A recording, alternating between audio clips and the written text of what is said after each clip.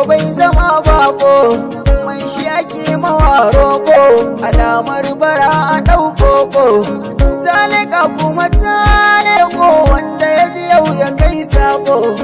Wayo Allah budurwata ta mata ina ta neman ta, gashi kuma ban da hotonta, bare na bayar a nemo ta, auwar a na bara surarta, ko za ku iya gane ta.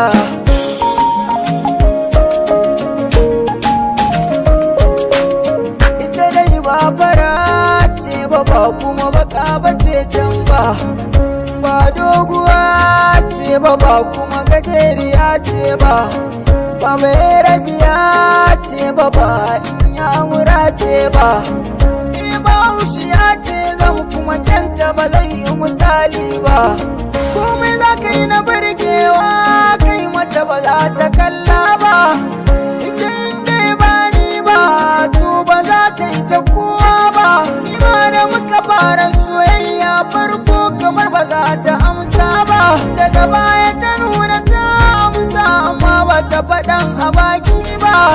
Ta yi amfani da kalaman kawar ta ba kirkira ta yi ba, da fuske na nuna ba komai ni ban ɗauki so da wasa ba, yadda na ɗauki soyayya sam ba ta yi kama da ƙarya ba. Wayo Allah.